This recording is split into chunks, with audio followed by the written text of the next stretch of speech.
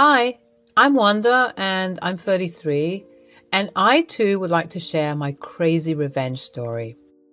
All right, so let's talk about my life with Liam. We've been married for a solid 10 years, and for the most part, it's been smooth sailing. Well, except for this eensy teensy problem my mother in law. Now, don't get me wrong, I love Liam to bits, and that's why I put up with all the crazy stuff his mom pulls. You see, Liam is Tabitha's precious baby boy, and I mean precious. He's the only boy in the family, and she has this weird obsession with him. It's like he's the last slice of pizza, and she's afraid to share him with anyone.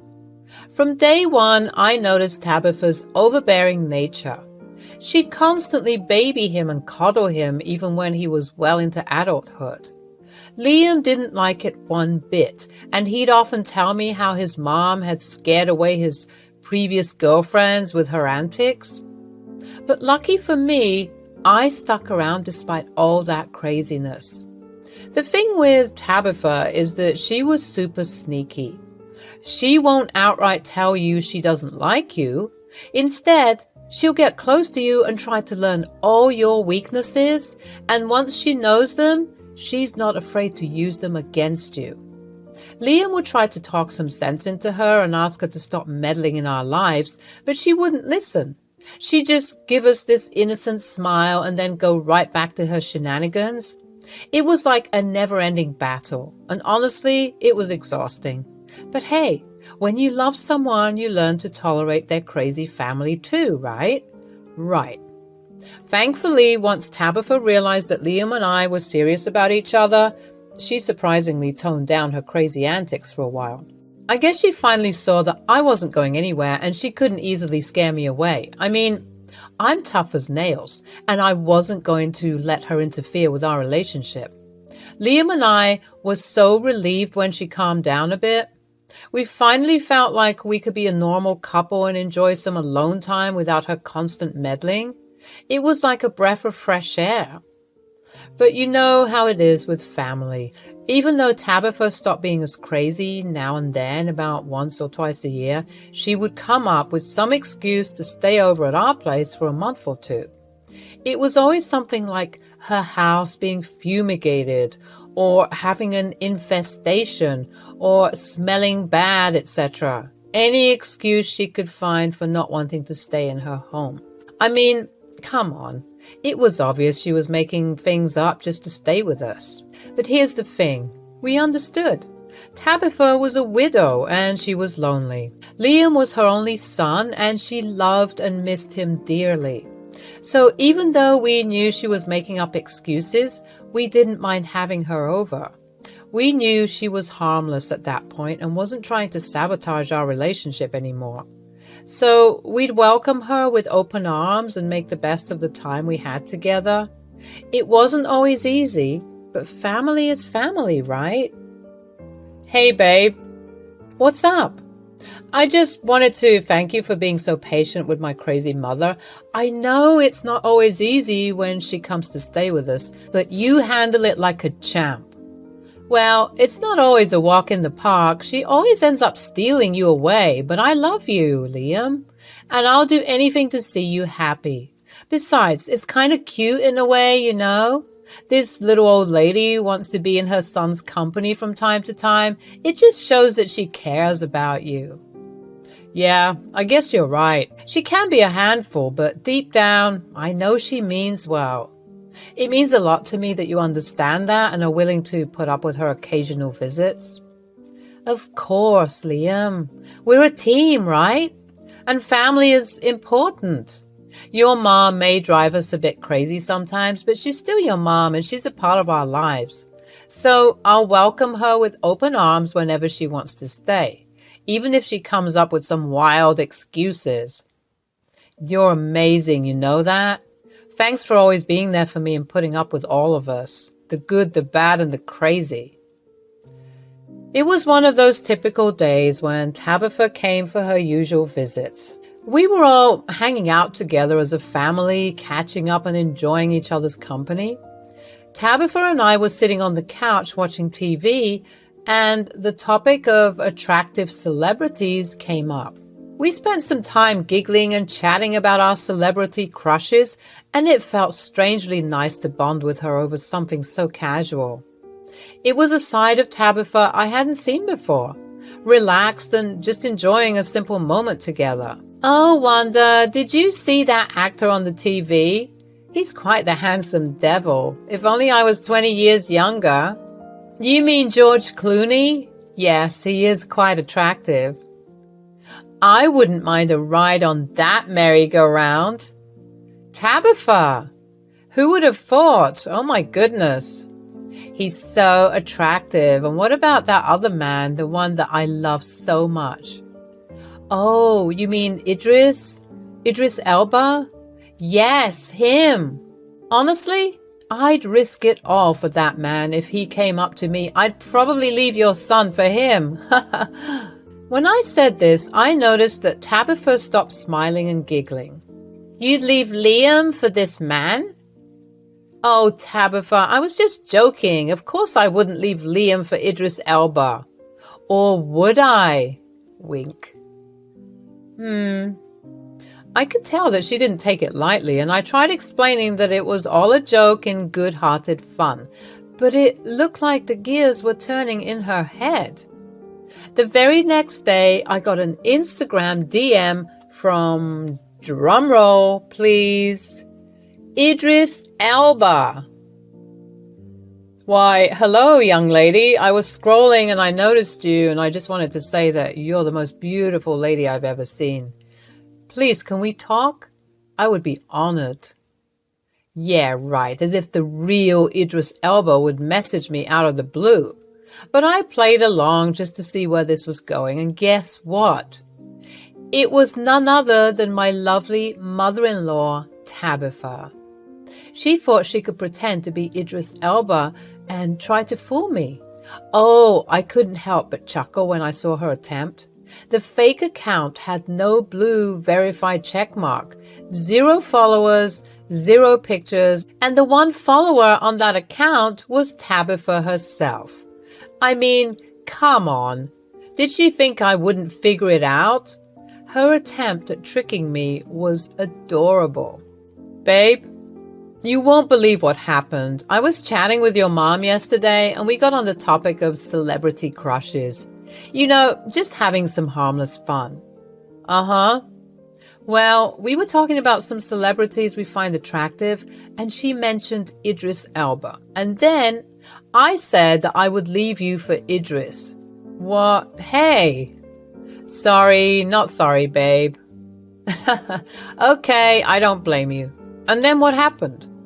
So after our chat, I got a message on Instagram from Idris Elba. Wait, really? No, of course not.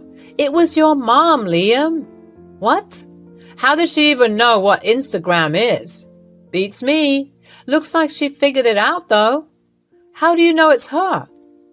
Okay, first of all, look at the DM. Does this sound real? Liam read the text and burst out laughing. And look, the account has 0 followers, 0 pictures. It's not even verified, and Tabitha was the one and only follower. That's hilarious, but why is she texting you as Idris Elba? Yesterday when I mentioned that I'd leave you for Idris, she got real serious and stopped laughing. Oh. Yeah, I think she thought I was being serious about leaving you for Idris. And you know your mom, she's obsessed with you. So I guess this is her way of testing if I'm going to take the bait. No way. Mom went all out with this one. I'm still impressed at the fact that she managed to use a smartphone. Mom's got some wild imagination, I'll give her that. But honestly, I think she's just having some fun. She loves you and knows you're not the type to fall for something like that. I don't know, babe. I think she thinks she's doing some real detective work. I know she's trying to catch me doing something so that she could come and report it to you. Okay, so what's the plan now? Well, I might keep playing along a bit. I mean, It's not every day you get the chance to pretend you're being wooed by Idris Elba. Liam and I laughed about it a bit more, and I texted Idris back and said, "Oh my goodness, a real celebrity texting me? I'm so flattered." Tabitha almost responded instantly, like she was waiting for my reply. "You deserve to be spoiled, baby. I can show you the world. Are you married?" "Well, I'm a happily married woman. My husband is amazing, and we've been together for 10 fantastic years." "Oh, happily married, you say? That's a shame. I'm sure I can treat you better." "Yeah, it's a shame, but I have to be honest with you. My husband is my world, and I wouldn't trade him for anything." "Come on. Don't tell me you've never been curious about what it's like to be with someone like me. I could show you a whole new world." "Oh, I bet you could. But you see, I've got a good thing going with my man, and I wouldn't trade it for anything, not even for a fantasy with you, Idris." "Don't you want to see how amazing it would be? Trust me, I can sweep you off your feet." You're quite the charmer, Mr. Elba, but I don't think my husband would appreciate that." "Your husband doesn't need to know. It'll be our little secret. We can have the time of our lives." Tempting? Yeah, baby. Have you ever been to Dubai, Mauritius? I hear it's lovely this time of the year. "But how could I get away from my husband?" "You work as a journalist, right? Tell your husband that you have to go on a trip to study something in one of these beautiful places, and my people will handle the rest." "You know what, Idris? That might work. But hey, wait a second. I never told you what I did for a living."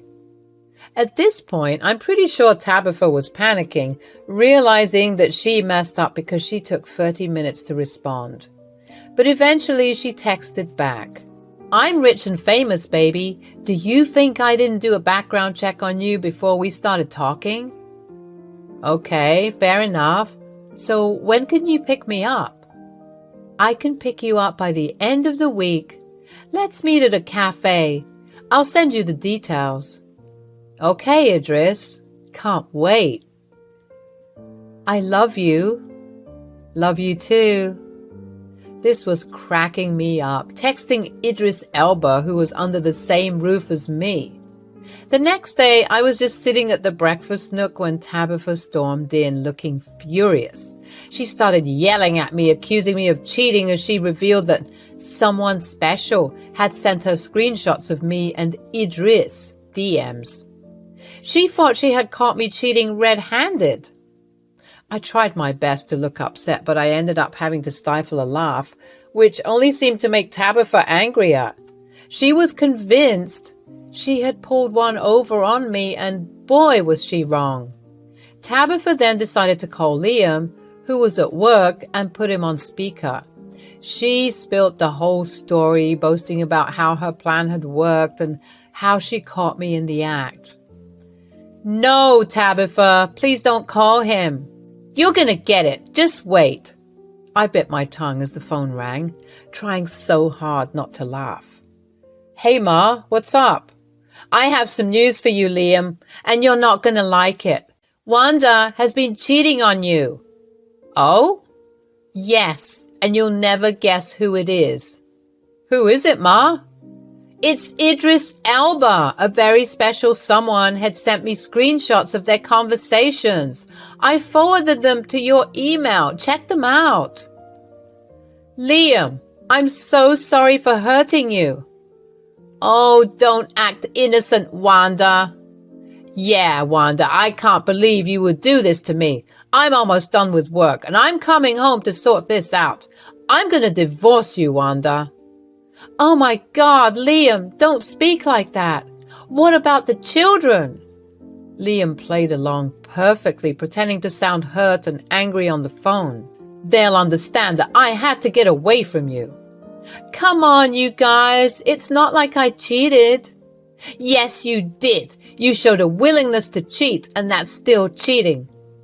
"Okay, fine. You got me there, Liam. Give me another chance, babe." No, it's too late. Liam, I swear, I didn't mean to hurt you. I can't believe Tabitha would play such a mean trick on me. Well, maybe now you'll think twice before trying to cheat on my son again. Yeah, I trusted you, Wanda. This is disappointing. I'm so sorry, Liam. I'll do whatever it takes to make it up to you. Nothing will make up for this. I'm done with you. Just wait until I get home. I'm getting the papers as we speak. Then Liam hung up the phone and I had to keep up this charade until he got home. Tabitha looked so proud and smug about what she thought she'd accomplished, but she was in for a rude awakening. When Liam got home, he stormed into the house with a serious expression, and he looked right at his mom, Tabitha, saying, "Idris, it's time for you to pack your bags." Liam, what are you talking about? Why are you telling me to pack my bags? And why are you calling me Idris? The jig is up, Mom. We knew it was you all along. You were the one texting Wanda and pretending to be Idris freaking Elba. I have no idea what you're talking about. I would never do such a thing. It's beneath me. Come on, Tabitha. Let's not pretend. You made it way too obvious. No profile picture, no followers. It was so transparent. A for effort, though. Wanda's right. We knew from the start, but we wanted to see where this was going. You gave us a good laugh. Okay, fine, it was me. I just wanted to test Wanda's loyalty. Test my loyalty? All because I made some stupid joke about Idris Elba? Liam and I have been married for 10 years. When will you accept that I'm not going anywhere? Mom, this has got to stop. We can't keep going through this. I thought you'd changed. I don't know what you want me to say, Liam. You're my baby boy and I love you. Aw, I know, Mom, but I'm a grown man. You can't keep trying to coddle me and test my relationship. I love Wanda and she loves me. You're wasting your time when you do these things. Tabitha, we love having you around, but you need to stop these games. We're a family, and you can't keep trying to sabotage that. Wanda's right. We need some boundaries until you can fully accept our relationship. This isn't right. How can you kick your mother out? Mom, please don't make this difficult. Tabitha packed her bags with a mix of anger, disappointment, and understanding.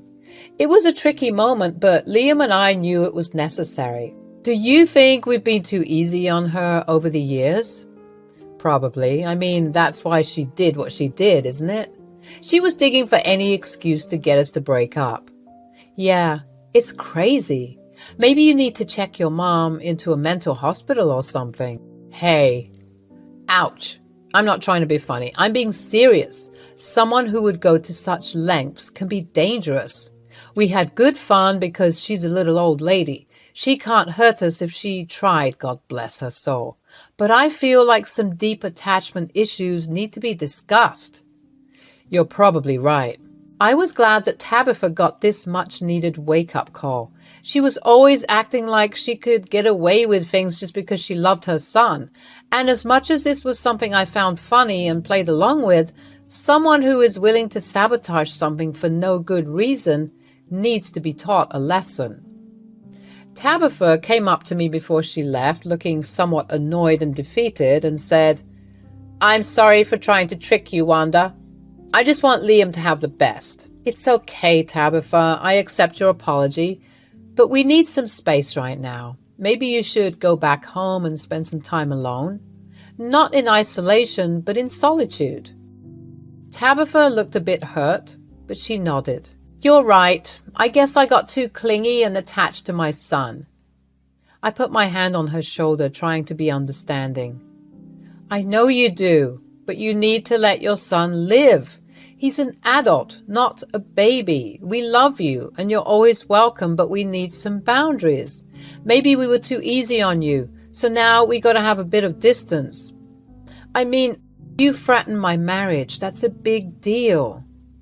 Tabitha nodded again, and I could tell she was trying to hold back tears. I understand, I'll try to give you both some space." We hugged, and I reassured her that everything would be fine.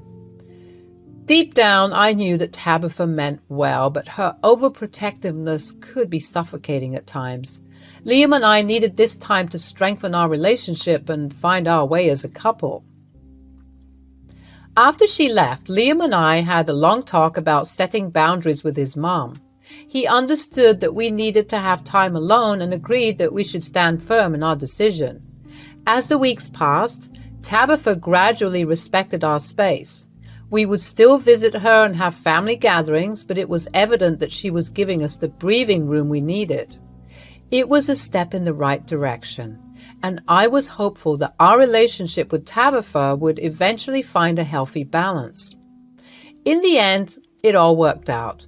Liam and I grew closer than ever before, and Tabitha learned to trust our love for each other. We created a happy and loving home, and we were grateful for the experiences that had brought us even closer together. As she left, Liam put his arm around me, and we looked at each other with a sense of relief. I know this story isn't as vengeful as the other stories I see on this page, but I just thought that I'd share a somewhat light-hearted story of mine, where the revenge I got didn't end in complete and utter chaos. Rather, just a teaching moment for someone who I still care about dearly. I, Cami, have always been a very non-confrontational person. So my story is going to shock you a little. When I met my now husband, Damien, we clicked right away. We started dating right away, and I knew from the beginning that he was the one. Damien was a sweet and caring boyfriend who always loved pampering me. My own parents kind of neglected me, so I treasured him. When we were together, we felt like everything was going right. However, our life will not always be full of sunshine and roses. It all started when I met his family. Knowing Damien, I always thought that his family would be equally sweet and kind. Turns out I was wrong. What I didn't know was that he came from a very patriarchal family. His Orthodox father, Bob, was a conservative man with a stubborn attitude. When I met him, he made all sorts of weird comments about me. He said, "So, Cami, I hear you want to become a nurse." "Yes, Bob, my grandma was a nurse and she inspired me to join this field. I'm a little worried about getting a good scholarship. It's my dream to get into the best nursing school in the state." "Cammie's a very good student, Dad. She's one of the top performers in our class. I take her help when I'm stuck with something." "What does it matter if she's a good student? She's a girl. There's no use for her to go to college." "Cammie, don't you think you're better off doing something else, like baking or something?" "No, Bob, I want to be a nurse. It's been my dream since I was little." "Well, it's time to grow up now. If you become a nurse, you'll hardly have time to take care of my son. I don't know why he's encouraging you." "Dad, I can take care of myself. It's not the 90s anymore." "We will be fine. Quit criticizing Cami about her goals." Bob didn't care what his son said. He went on interrogating me and asking me absurd questions. From the way he spoke to me, I knew he didn't think much of me or anyone from my gender. I was starting to get agitated but held my tongue. As I said, I am a non-confrontational person and usually want to keep the peace. Damien was also shooting me apologetic looks the entire evening. His younger brother Charlie didn't speak much but seemed to be a little better than his dad. When dinner was finally over, Damien offered to drop me home. He was constantly apologizing for his father's behavior. He said, "I'm so sorry, Cami. I know my dad really upset you today. He's very old-fashioned and just won't change his thinking. I've tried. Ever since Mom left us, he got even worse. Sometimes I think he takes out that anger on other people." "It's okay, Damien. Your father's rudeness has nothing to do with you. I am not blaming you one bit. I'm just a little disappointed in him." "Just give him a chance, Cami. I'm sure he'll come around. He just needs to see what an amazing person you are." We talked about the dinner and agreed that it was too early to worry about his dad. Our relationship was still very new and we didn't know what the future held. Bob, however, did everything to convince me to give up my studies. It's like he had an obsession with me being a housewife. I told him multiple times that I wanted to work and be a nurse. He never really seemed to listen to me. After graduation, I and Damien finally got into our dream colleges. He pursued a degree in architecture and I started a nursing program. I and Damien lived close by, but avoided staying together. I had a very hectic schedule and didn't want to be distracted. Damien was still living with his dad and Bob didn't want me in the house. Things were slowly getting better after Damien got his place. With graduation near, Damien decided that it would be the best time to propose. He popped the question the day after our graduation. We were ecstatic and looking forward to telling our family. My family, as usual, was very dismissive about the entire thing. Nonetheless, they were happy for us. When we told Damien's family, his initial reaction appeared to be happy. However, soon his reaction changed drastically. He said, "So, now that Damien has proposed, I hope you'll finally grow some sense." "What do you mean, Bob? I don't understand." "I mean, you're going to marry him anyway. There is no need for you to work anymore. My son already got a good job, and I'm sure he can take care of you." "He did get a good job, Bob, but I want to be independent, and you know this was my goal all along." "Don't tell me you're still stuck in your stupid dream. It's childish. Once you're a married woman, you need to be home and take care of your family. I hope you are not one of those child-free people." "Dad, it's too early to talk about kids. Besides, what we do in our married life is none of your business. Cammie will join her job. In fact, she is starting next month as a new hire." "Don't be ridiculous, Damien. You know how our family works. Also, you are the eldest son. You need to give me an heir. I would expect you two to start trying for kids soon after the wedding. Cammie's job won't be a good look for our family. How is she going to manage the house anyway? You will be left with all the chores and childcare. That's not what men do." "Bob, I will manage everything just fine. We will split the chores. It's not like I will neglect Damien and our future family when I work. You can have faith in me." "That's easy for you to say. No wonder your parents don't keep in contact with you. If you were my daughter, I wouldn't let you join college anyway." Bob's words were incredibly hurtful to me. I genuinely thought that he was going to change. However, it seems that he will always see me in a bad light just because I am a woman. At this point, I was ready to cut him out of my life. He was even criticizing Damien for not keeping me under control. It was bizarre. However, when I talked to Damien about the situation, he said, "Cammie, I know Dad is not the nicest person, but he is still my dad. My mom had already abandoned us. I can't leave him too. Besides, I have to think about Charlie. He needs my help right now." "But Damien, I can't be around your toxic dad anymore. Did you hear what he told me? Do you think we should reward this behavior?" "Absolutely not, Cammie. I don't support his behavior in any way. All I'm saying is going no contact is not an option. If you want, you can stay away, but I have to look after him and Charlie. I promised I wouldn't abandon them." "Fine, Damien, but promise me you will walk away when he becomes too much." "I promise, Cammie. I will always stand up for you when Dad bullies you. You can be sure of that." With that, I thought he had made the right decision. When Bob was informed about this, he did throw a fit. Bob started to berate Damien for allowing me to disrespect him. He wanted to be treated right, and I had to be a good daughter-in-law to him. Too bad I wasn't going to be the ideal daughter-in-law he had envisioned. Thankfully, his target for a prospective daughter-in-law changed when he met Laurie, Charlie's girlfriend. She was everything Bob wanted in a daughter-in-law. Needless to say, Laurie quickly became his favorite.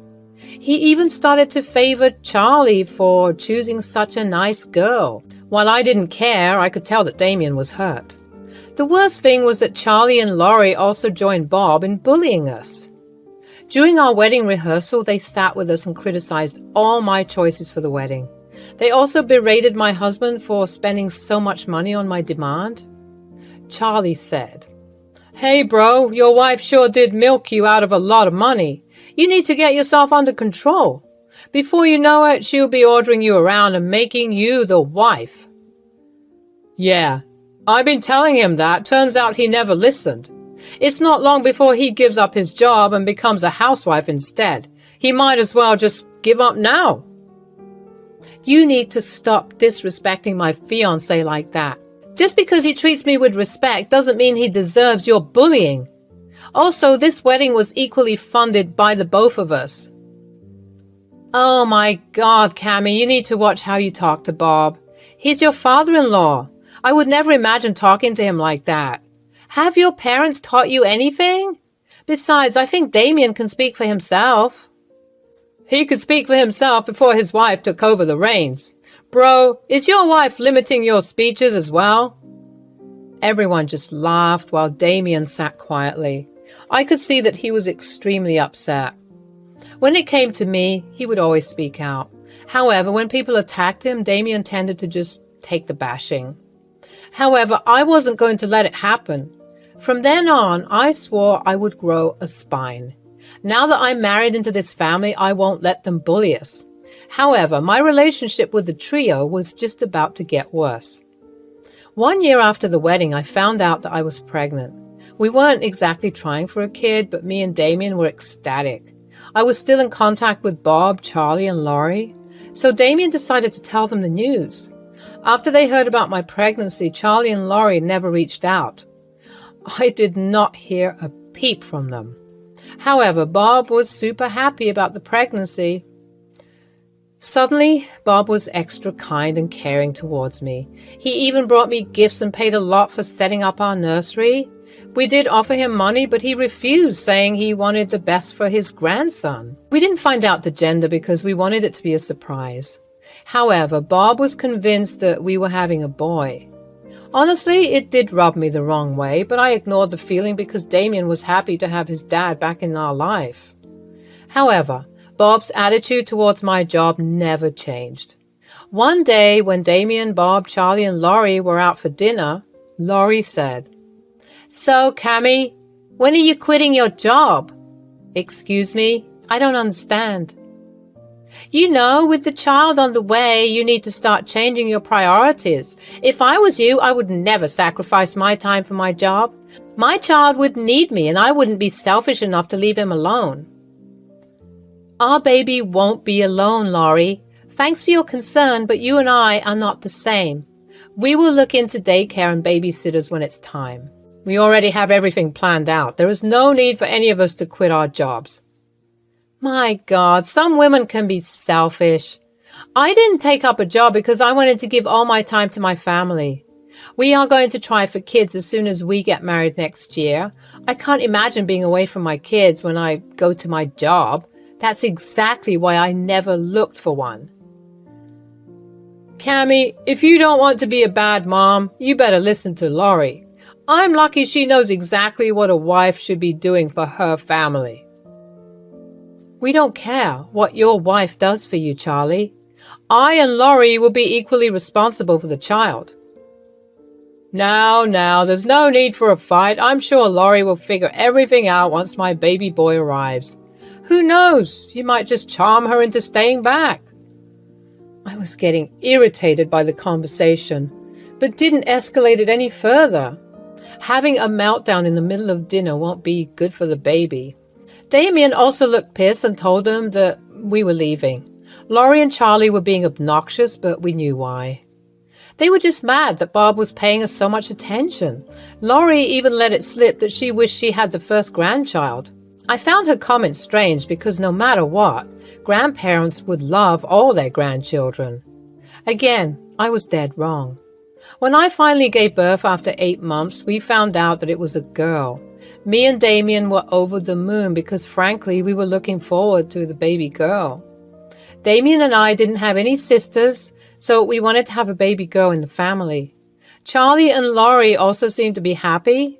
However, they weren't happy for us.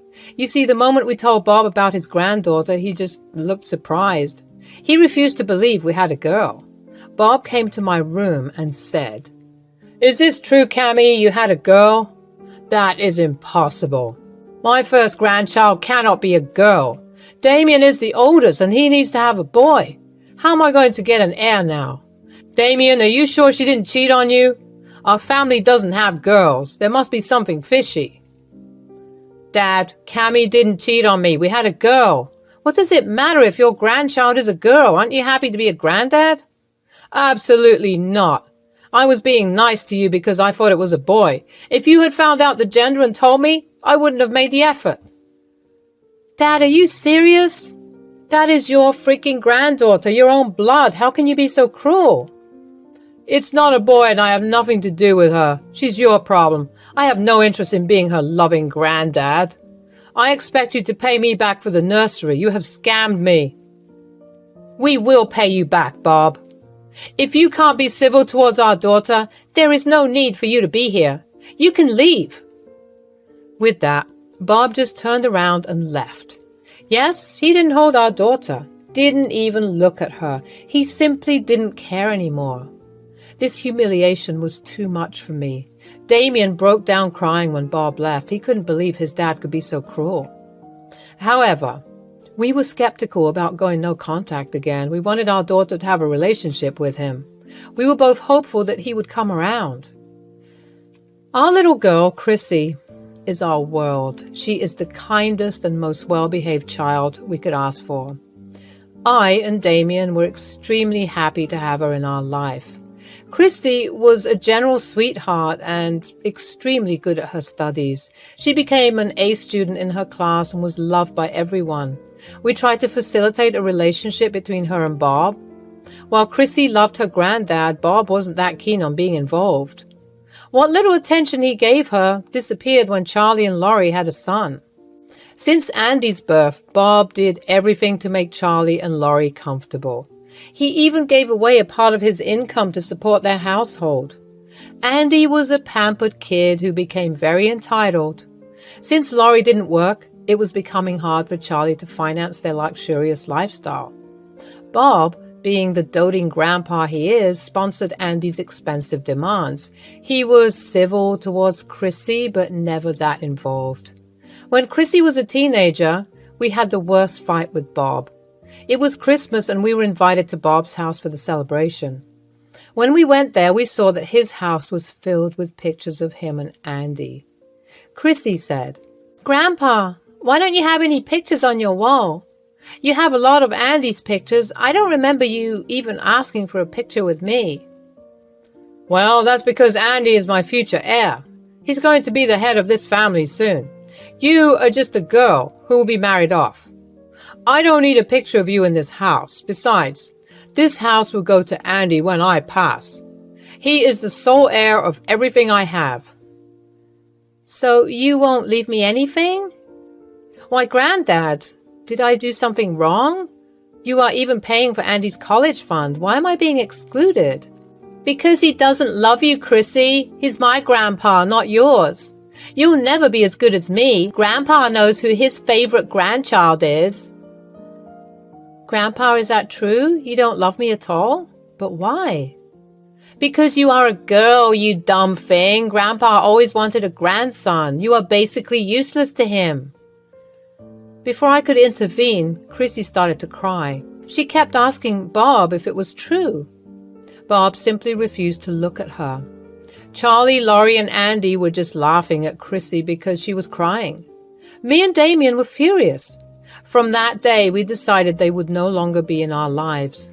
I also prayed to God that I could teach them a nice lesson when they eventually realized their mistake. Chrissy was heartbroken for an entire year. She tried to get in touch with her grandpa and solve everything. However, he was ignoring her calls. Bob even called us up and told us that he didn't want to remember he had a granddaughter. We were furious and told him never to contact Chrissy again. After a while, Chrissy realized that she didn't need to have them in her life.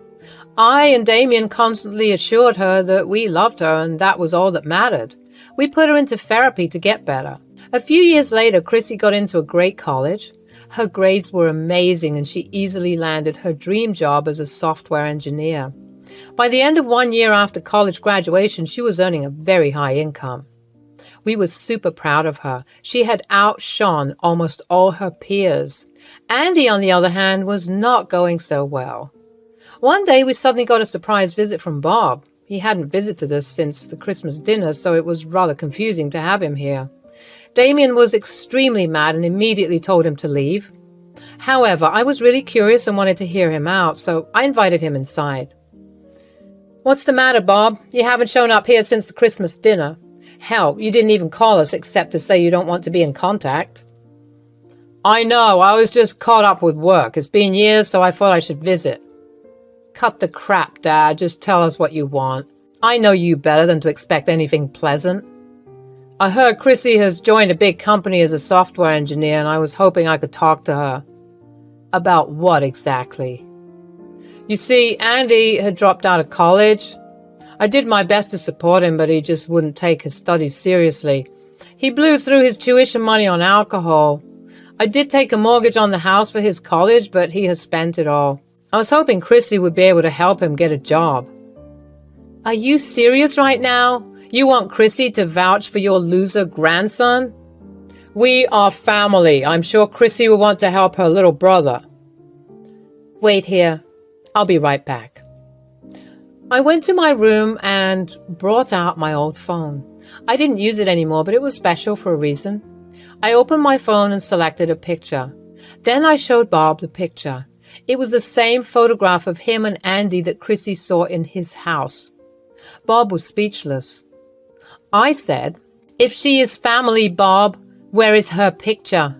Do you even remember, or have you conveniently forgotten how you said she doesn't matter? You were the one who said you don't want a granddaughter. Suddenly you think she's your family?" "Look, it was a long time ago. We are still family. We don't hold grudges. Look, I even showed up at your house on my own. I will be happy to reconnect with Chrissy." "And will you include her in your inheritance, or is that still reserved for Andy?" "I don't have much anyway. I spent it all on Andy. The house is all I have left. Andy needs my help. His parents cannot support him anymore. They'll kick him out. I don't earn enough to support him now." "There is no way my daughter is helping your loser grandson. He doesn't even have a college degree. Do you think my daughter's company takes college dropouts? You must be kidding yourself. Andy deserves this.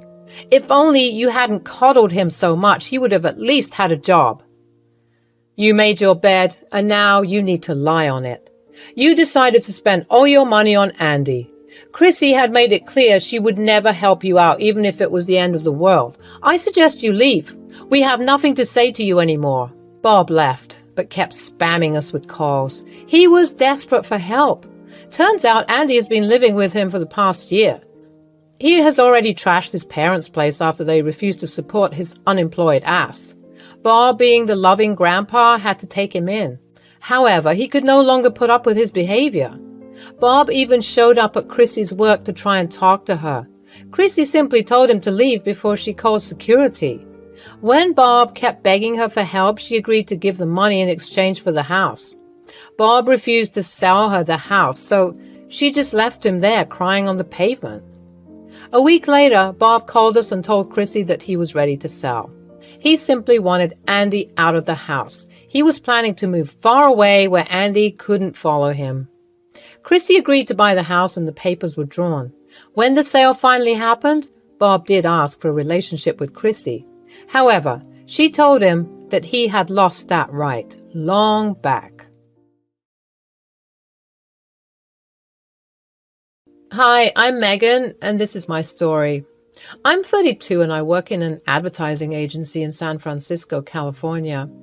I do not have kids because I was never really ready to be a mother, but I think I'm glad that I didn't have a child. My life was a mess after I got married. I think I'm one of the people out there who regret getting married. I was newly married, and in just 2 years it became an obnoxious way of living. I feel bad that my parents had to go through a shitty life because of me. They live with me in San Francisco. They have always been super supportive and guarded about my personal life to strangers. They didn't deserve this. This was truly my fault. I was a pitiful person who had no talent for recognizing people's intentions. I just found anyone nice to me an angel. When I sit here and write, I reminisce about the first proper time I met Jeffrey. It was an unremarkable afternoon when I first laid eyes on Jeffrey. I just started my new job at the advertising agency, and the air was filled with the buzzing sounds of ringing phones and the hum of coworkers engrossed in their work. Little did I know that this ordinary day would mark the beginning of a journey that would forever intertwine our lives. And of course, the day I put myself into the mess. As I navigated through the maze of cubicles, I noticed him, a tall, bespectacled man with an air of quiet confidence. Jeffrey. He had a kind smile and a genuine warmth that drew people in.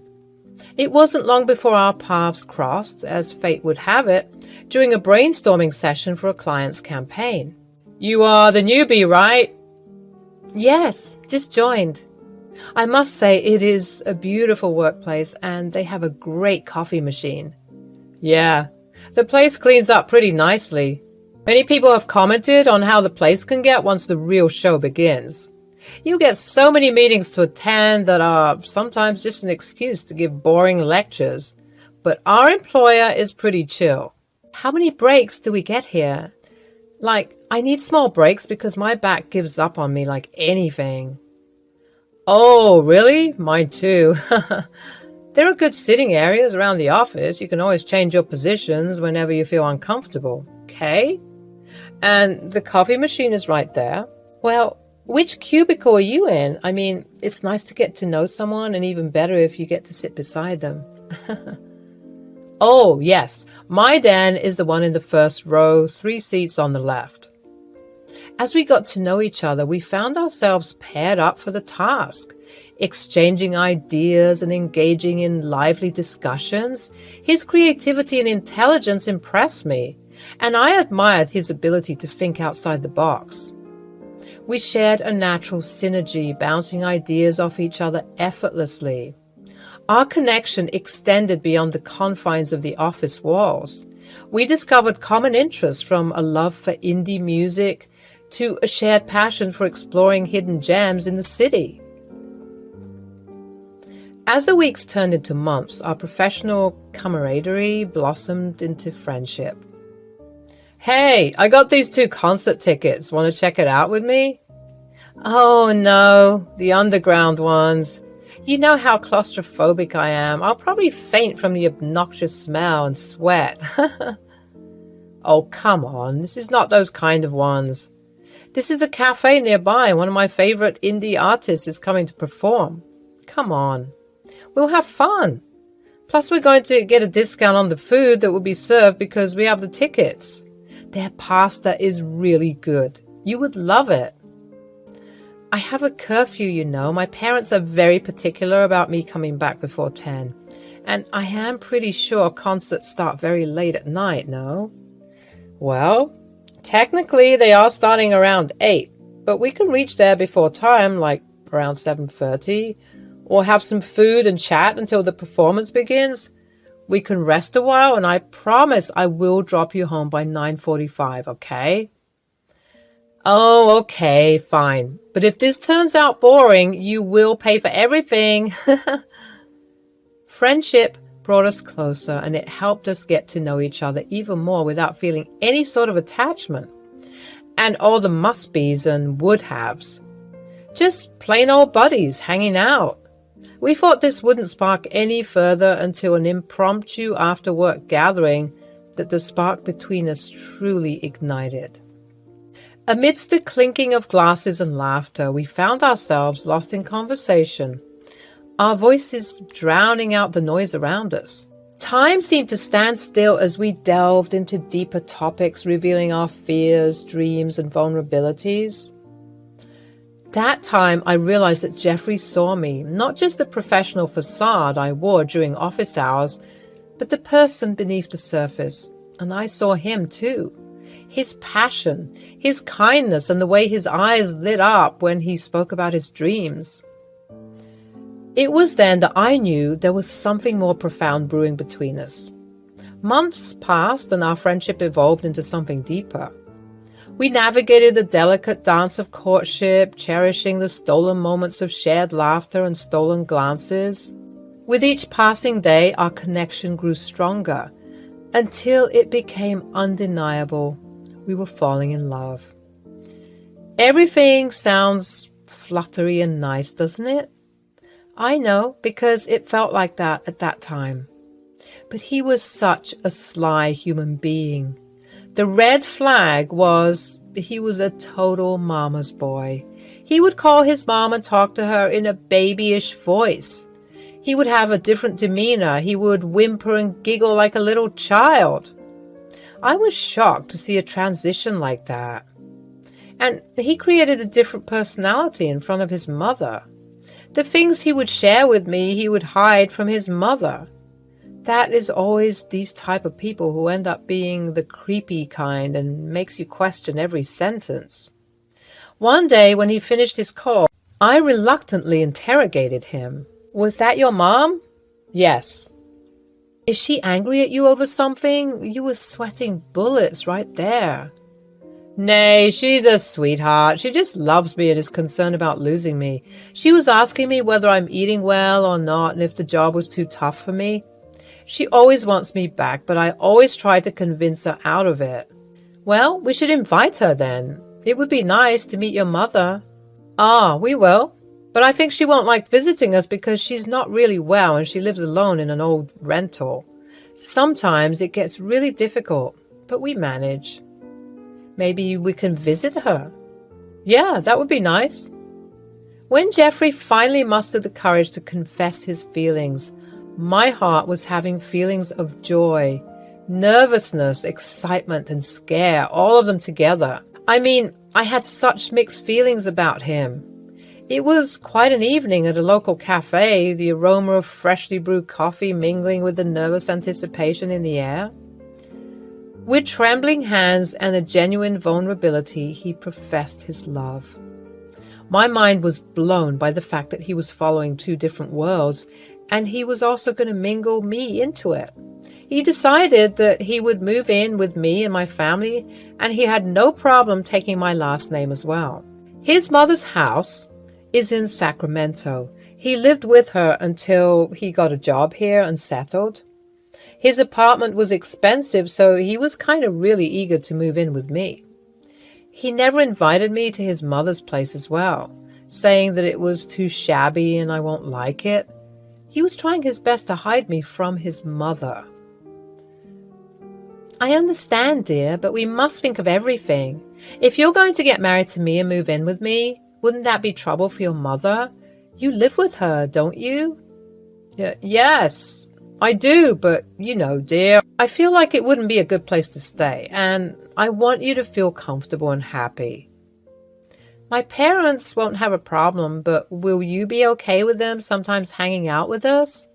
They are always worried about me forgetting them, so sometimes during weekends, I spend time with them. I've gotten quite busy with my work and I come home really tired. We used to have dinner together, but nowadays I usually eat alone or eat outside. I understand, love, and it's all right. Don't worry so much. I'm here. But then what about your mom? Will she be okay? I will try to make time for her. During the times you go out with your family, I will visit my mom. Look, we're a team, right? We can make anything work if we put our minds to it. Our wedding day was not extravagant or grand, but it was filled with mixed emotions. As I stood at the altar gazing into Jeffrey's eyes, I knew that I had found my partner, my confidant, and my best friend, but also a secretive mother worshipper who also hides his real personality. Sometimes I wondered which one was his real side, the one he shows me or the one he shows to his mother. That evening, our journey had come full circle, from colleagues to friends, and now as husband and wife. But things took a sharp turn. I didn't know that the change would happen drastically. It felt like there was a small dent in our perfect picture frame. I find myself grappling with a peculiar sense of simplicity and monotony. Two individuals embarked on this marital adventure filled with dreams, hopes, and expectations. Yet, as time unfolded, our days seemed to settle into a rhythm that can only be described as unremarkable, even boring. From the moment we exchanged our vows, we vowed to be there for each other through thick and thin. Our love was simple, and our commitment was unquestionable. At least I wanted to try. But little did we realize that amidst the grandeur of our dreams, the reality of a simple and mundane married life would soon take hold. While Jeffrey was making arrangements to leave the apartment, I had a talk with my parents about the fact that he was moving in with us. "So, how's everything with Jeffrey?" "Hey, it's good, but sometimes I can't help but feel like something is off. I mean, Jeffrey's an incredibly talented guy. He's sweet and kind and does so well in his work. He and I have so much in common, but he has a strange side to himself as well." "See, dear, I told you the other day that my daughter has ended up marrying a creep. He looks intelligent and sharp, I don't doubt that, but his eyes are. I don't like his eyes. He also has immature and childlike behaviors which look kinda odd." Let us hear what she has to say before we jump to conclusions like that. I mean, Dad is right in a way. He does have two different personalities, actually three. He acts differently when he's working. With me, he's more or less chill and happy, but with his mother, there's an observable shift in his behavior. So he's a mother's boy, natural thing. The only child is a boy and the mother is a divorcee. I wouldn't be too surprised. Have you met her? I haven't. I mean, I told him a couple of times, but he's always hesitant about it. He said that his mother is ill and doesn't like the company of people. That is nonsense. You are his bride now. That is a basic decency to want to meet his wife. I mean, I'm not saying that it is compulsory, but it is what you say, a courtesy. Oh yeah, one more thing. Jeffrey wants to move in with us. Like, he would bring everything from his apartment and... What? No, I don't like him. I feel like he would be using you, and why isn't he letting you stay with him? Not like that I want you to go away, but I need to see his terms and conditions.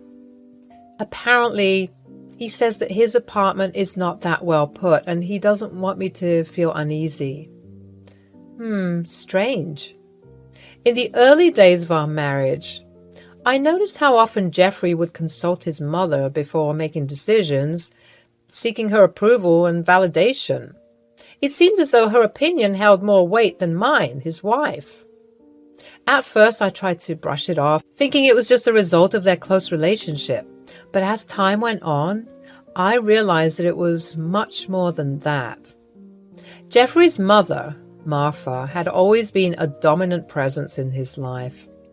She had raised him as a single mother and had instilled in him a strong sense of loyalty and duty towards her. It was clear that he felt responsible for her happiness and would go to great lengths to ensure her approval. As the years went by, I found myself playing second fiddle to Martha in Jeffrey's life. Our plans and dreams took a backstage to his mother's desires. Whether it was choosing the color of our new living room or deciding on a vacation destination, Martha's opinion was paramount. I felt like an outsider in my marriage, constantly overshadowed by her influence. My attempts to address the issue were met with resistance from both Jeffrey and Martha. They couldn't understand why I was bothered by their close bond. They saw it as a sign of love and devotion, whereas I saw it as an unhealthy obsession that was slowly tearing us apart. Jeff, are we still going on that trip to Italy, right? It is our honeymoon. Yes, we are. Don't worry. I'll be booking the tickets soon. Your mother is not in immediate danger, right? No, not. She'll be fine. I took her to the doctor the other day. She's pretty stable. I think she'll be fine. It soon became clear that Martha held an intense dislike for me, and she didn't hesitate to manipulate her son in an attempt to drive a wedge between us. At first, I brushed off Martha's behavior as typical mother-in-law quirks, thinking that with time things would improve. But as the months went by, her actions became more calculated and hurtful. She would call Jeffrey and subtly undermine me, making disparaging comments about my character and constantly question my ability to be a good wife. Her disapproval loomed over our marriage like a dark cloud. It was heartbreaking to witness how easily Martha could sway Jeffrey's opinion and emotions. She knew how to play on his vulnerabilities, using guilt and manipulation to cast doubt on our relationship. It seemed as though every time we had a disagreement or faced a challenge, she was right there, whispering poisonous words in his ear, planting seeds of doubt and dissatisfaction. Martha's tactics created a toxic environment that left me feeling isolated and helpless. I desperately tried to maintain my composure and remain strong for the sake of our marriage. But her relentless campaign against me took a toll on my emotional well-being. I constantly questioned my self-worth and wondered if I would ever be enough to overcome her influence. There is one time she called Jeffrey's phone and I picked it up because he was in the bathroom, and it was my golden chance to confront her. "Yes, this is me, Jeffrey's wife." "Oh, the one who took my son away. Why do you have his phone?" "Look, I don't want to cause any trouble. I'm just here to know if my son talks about me to you." "Oh, yes, he does." "You manipulated him to stay with you. He comes to me seldom nowadays, all because of you. I always told my son not to fall for girls like you, but you bewitched him by showing him your property and money and looks." "Look, I said no such thing to him. He was the one who wanted to stay with me. I discussed it with him. That is not what we decided on. I love your son. Please try to understand I always ask him about you." Martha cut the call. She made a scoffing noise of disgust. I realized this was going nowhere. Our Italy trip didn't happen. My job made other plans. We were told to go on a small business-related trip to Korea. One of our marketing agencies wanted to collaborate with their brand. I had to go. I apologized to Jeff a lot, but he was strangely okay with it. He just told me to have fun and call him from time to time. I was feeling so low about our trip getting cancelled, but he didn't seem to feel anything at all. Is he really okay with it, or is he suppressing his actual emotions? I told him I would be back in a month. The day I left, my parents were there, but strangely, Jeffrey wasn't. When I called him, he apologized and said that he took his mother to the hospital for an emergency. He felt bad for not being there. I didn't say anything much to that. The Korean trip was wonderful and everything seemed pretty well. I managed to video call Jeffrey, but he was always in a rush. At first, I didn't think much of it. I thought maybe he was busy or something. But when I called my parents, I got to know a different story. "Yeah, he's been here, but he hardly talks to us. He shifted permanently here after you were gone. He does not spend much time with us, just a simple hellos and highs." I see. Anything else? What is he doing and all?" "Well, no, he always seems to be in his room and doing work or talking late at night with someone. Maybe his mom? I don't know." "Okay. Is he going to the office?"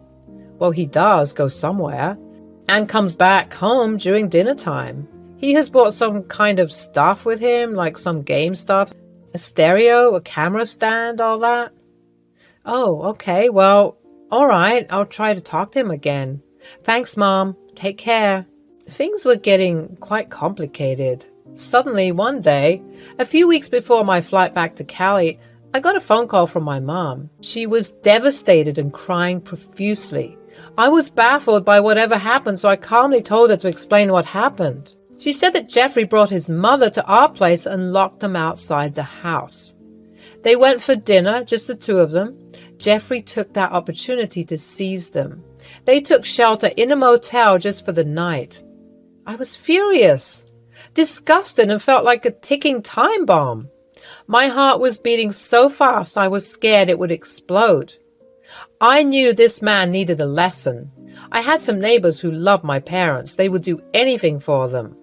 Cops were called, but they thought this was a silly case and that I needed to be present to take action. I took an instant flight home. By instant, I meant it took me 2 days to get a ticket. By the time I reached, it was midnight. That fool didn't know I had a spare key with me at all times. I called a few of my neighbors and they were purely shocked at how my parents didn't go to them for help. I and a few others marched towards the house. I unlocked my house and there he was. Jeffrey was watching TV with his mother, laughing. I freaking went and held him by the collar and started thrashing him, even pulling some of his hair out. My neighbor took the helm by seizing his mother. I never felt this amazing hitting someone, and he deserved every ounce of it. But babe, look, I can explain. My mother was ill and I was scared she would die. Your parents were against it. You are a piece of filth. How dare you throw my family out of my house? And you thought you would get away with it? How freaking dare you? You mother my foot. I don't give any shit about her. You deserve every bit of this fist of mine, you absolute filthy scumbag. But wouldn't you have done this for your mother? Never. I'm not like you. My neighbors would have probably killed him if I didn't control my temper.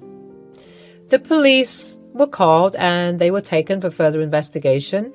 Meanwhile, I threw and burned all his property, his gaming console, his posters, everything. That piece of filth deserved no sympathy. The police reported that he snuck in his mother and let her stay in our bedroom. He was supplying everything to her secretly. After that, I signed a divorce claiming that he should give me and my parents a percentage of the amount every month as punishment for invading and taking over my property. I demanded he go back with his mother to Sacramento. He was no longer welcome here. I don't care about his financial security anymore. He was a liar and a disgusting human being. I installed surveillance cameras everywhere and strengthened the security so that there is no way he can do anything fishy. Well, ever since that, I made sure whoever I meet gave me full clarity about themselves before I planned to go ahead with it any further. I even changed my job and got myself a work-from-home job. So that's good. I can keep an eye on everything until things settle down a bit. My family is fine now and we are doing okay. We're happy for the time being and I learned a big lesson. Hello, my friends. I'm Natalie and I live in LA with my husband. I have a daughter who's 26. She recently got married, but it was a total drama. I'm just glad she could finally settle well. Victor, her husband, is a nice guy and I'm sure he'll keep her well. I had an ex-husband who works in a corporate office. I was already working at a local pharmacy when he got that job. He was always this very nonchalant kind of guy. He was like the typical man and I was like the typical woman. We fell in love like idiots and then got married. Our marriage became more and more mundane as days went by. He would often go to work early in the morning, come back, have small talk, then go to sleep. I don't understand why people like this want to get married in the first place. There wasn't any in-between in our relationship. Everything was extreme. Either he would love to bomb me with parties and gifts, or he would give me a cold shoulder for the rest of the day. I was expecting a typical love marriage that starts fresh and wanes as you get used to it, but I didn't expect the intensity. When Robert and I tried for a baby, I was having lots of complications. It ended up in miscarriage twice.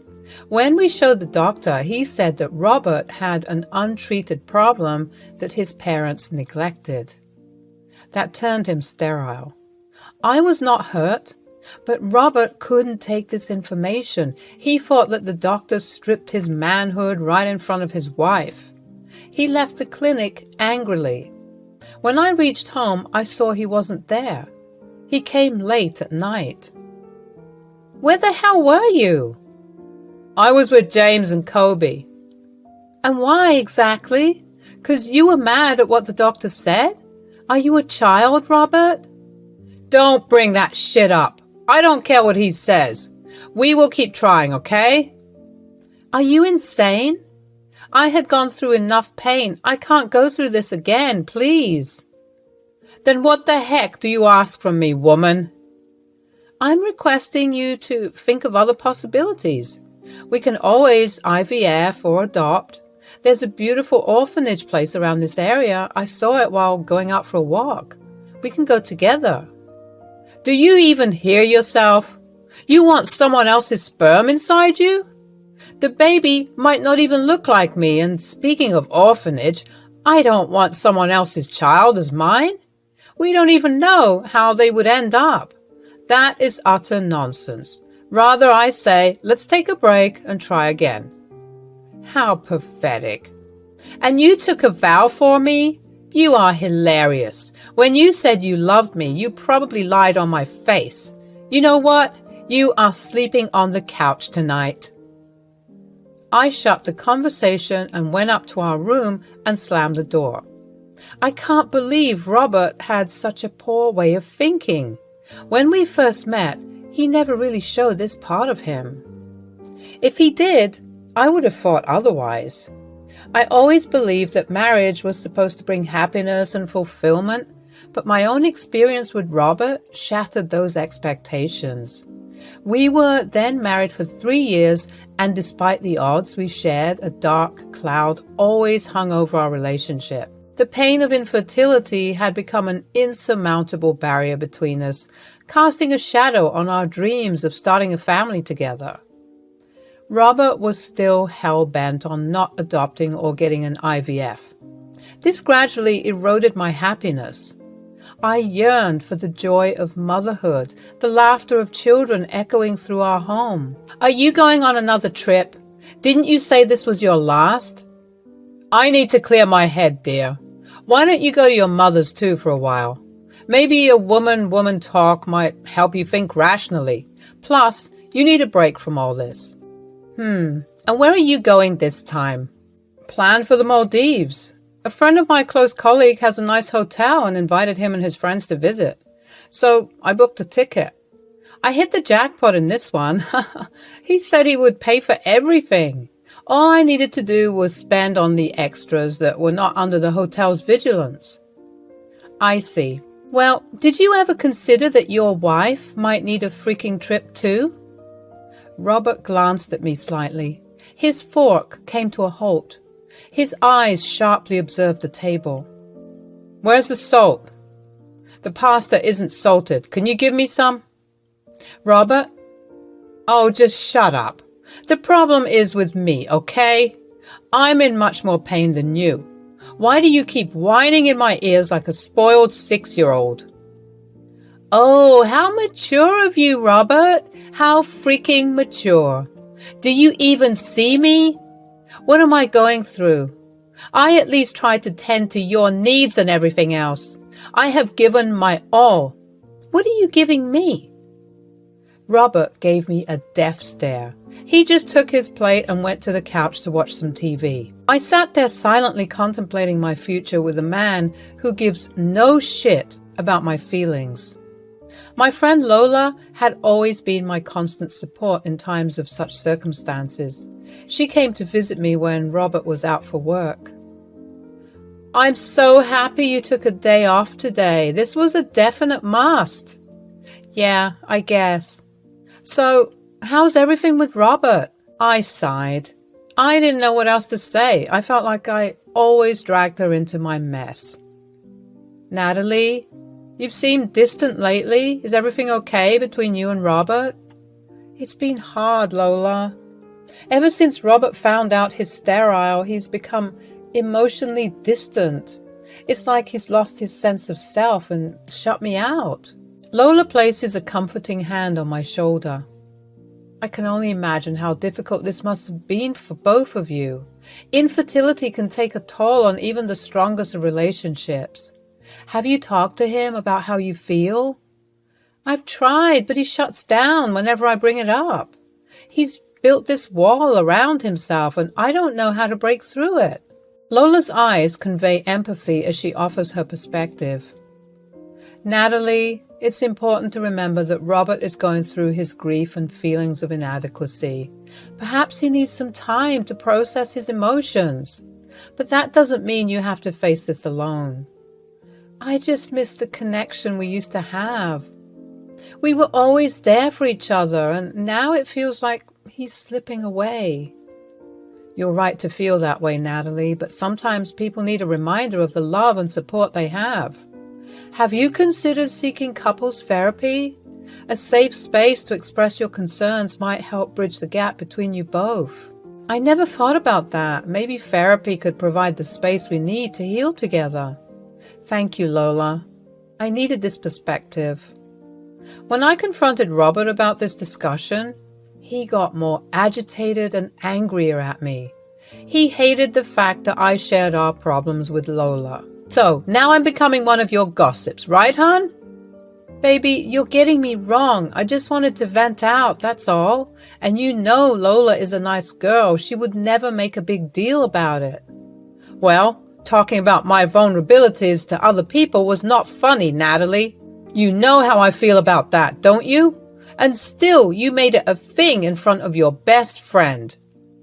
Okay, Robert, I apologize, but can you please not yell at me like that? I was really worried about you, and I just wanted to help. I love you. If you did, you wouldn't have done this. He didn't have dinner that day. He just went off to sleep. A few days later, he was getting ready for his trip when he called me in and told me that his mom was unwell and that I needed to take care of her. We had 2 bedrooms. He wanted to share the guest one with his mom. I was not upset about it. I just told him that it would be difficult for me to do everything since I had a job too. Well, keep a nanny then. That would be an extra cost, you know that. Then who will take care of my mother? Just don't worry about the money, Natalie. I will provide it too. But that never really happened. Robert was to be shifted to a new office in New York.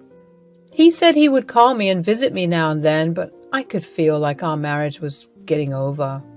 I wanted to spend a proper date with him that night. I took him out for dinner and had great food. We had fun, as one would normally do, but we also felt strained.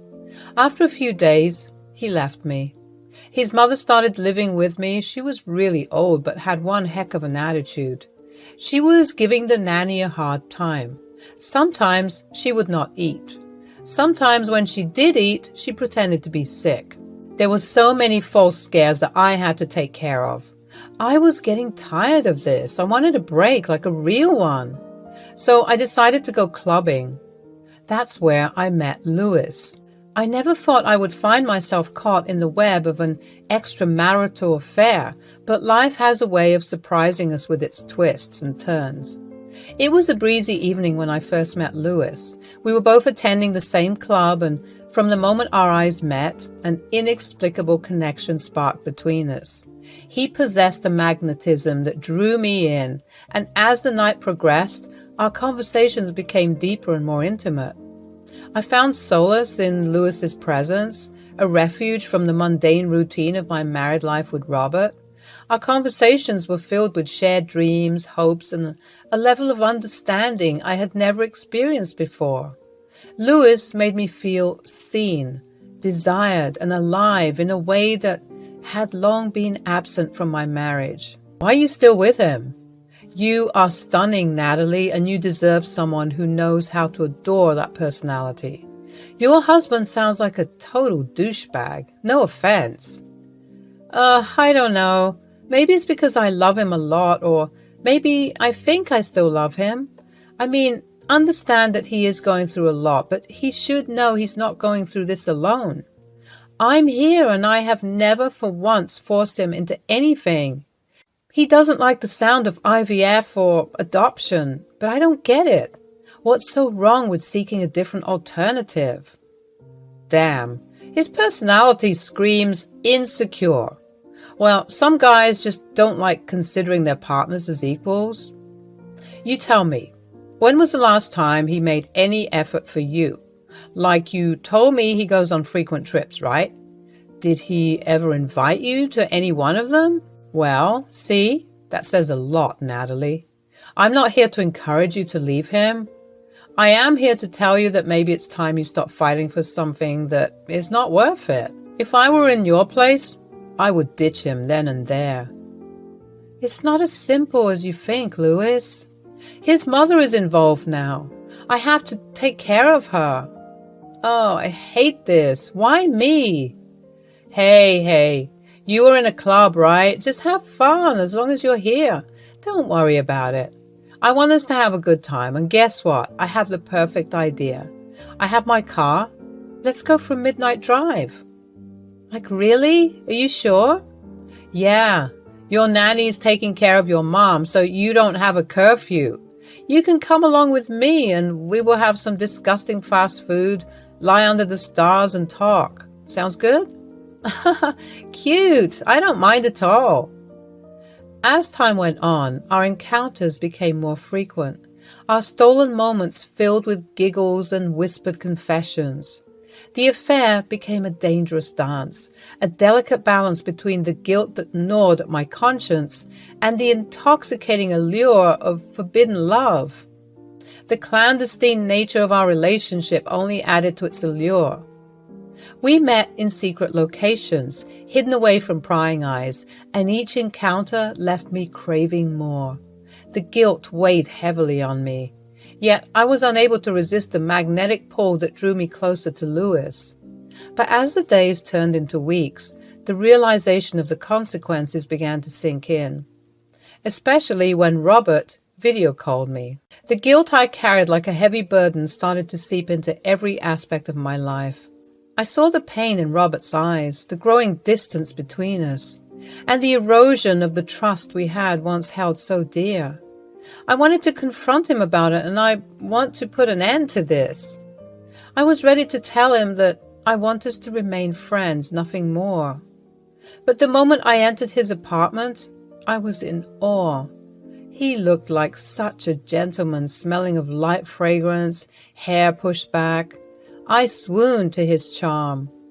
He welcomed me with a warm smile. We were talking and having a few drinks along with it. I don't know how or when, but I ended up kissing him, and that was it.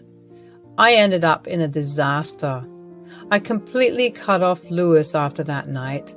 He called me multiple times, but I didn't have the nerve to face him. One day when I was leaving for work, Lewis was waiting right outside my house.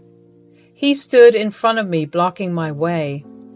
Please, Natalie, I'm sorry. I got carried away, and I know what a big mistake I made. I swear it was not my intention. I thought we were having a nice night. It was not your fault. I was the one who kissed you. I am the one with no self-control. Hey, look, I didn't mind, okay? I understand all that you're going through. You know nothing about me. Don't even try. Nat, I had the most amazing night with you. I am not able to forget it. Be with me. I can keep you happier. Maybe I don't earn like Robert, but I can certainly keep you content. That man doesn't deserve you. I'm still married, Lewis. Please don't ask for something I can't give you. And please don't meddle with my matters. Let's forget this ever happened. I broke his heart that day. I pushed away the man who could have probably saved me. But well, I knew that was not the time. 2 weeks later, I took a pregnancy test and found out I was pregnant. I was happy and shattered at the same time. I knew for a fact this was Lewis's child. If Robert ever found out, he would. I shuddered at the thought. I told myself I would keep it a secret. When Robert came, he was shocked beyond imagination. He kissed me and hugged me and spun me around. He kept saying it was a miracle. He had a massive gender reveal party. I didn't know what else to feel. Louis tried to talk to me a lot through calls, but I kept avoiding him. You did what, girl? Please tell me you're joking. When did this happen? It's a long story, Lola, and I'm sorry, I don't know what else to do. Robert has no clue about this? Not even the nanny? No, just you. I don't have the nerve to say anything to anyone. What about Louis? Should I tell him? I can if you want me to. Would that be a good idea? Depends on if you like him, but I would advise you just go on with whatever is happening. Don't overthink. There is always a right time for everything. For now, keep it a secret. Years go by. Our daughter grows up unaware of everything. She has always known Robert to be her father. Robert doesn't change much. He was just getting older. His personality was still the same. He would only talk to Josie and sometimes make fun of me in front of her. Every time I told him why he does that, he kept saying it was harmless. He created an invisible wall between us. The weight of my secret had been growing heavier with each passing day, suffocating me under its immense burden. It was a secret that had eaten away at my conscience as I watched Robert interacting with Josie. I had hoped against hope that my indiscretion would remain hidden forever, sparing us all from the unimaginable pain that would follow. As further years went by, the facade I had carefully constructed was crumbling before my eyes, and I knew that the time for secrets had come to an end. We were planning on Josie's marriage. How time flies. They were sitting in the living room. I entered and told Josie to excuse us. Maybe because I was shaking a lot. Josie left immediately. What is it, hon? Something wrong? Well, if you have nothing to say, there are a few things I need to discuss. First of all, my salary has been cut to... Voice fades in Natalie's head. Jesus, did you even hear what I said? My money has been cut down. We need to save up. How much do you have in your bank? Also, my mother's allowances. Can you please shut up? I have something to tell you. With a heavy heart and trembling hands, I confessed the truth to Robert, laying bare the web of lies that had ensnared us both. The anguish in his eyes mirrored the pain that now consumed me. The man who had never loved and supported me had been betrayed most unforgivably. I forced myself to forget Louis, but I know deep down I loved him. He wrote me an email every year asking how I was doing. All I could say to him was, forget me. I feel like this was unfair to Louis. You did what? You heard it. I don't want to repeat it.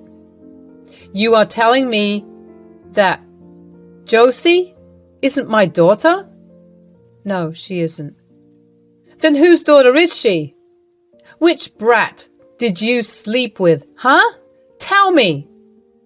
And that is none of your business. Robert stood up, violently shaking the objects on the table. Josie heard the sound and came running. She was startled at the sudden shift of tension. What on earth? Why are you two fighting?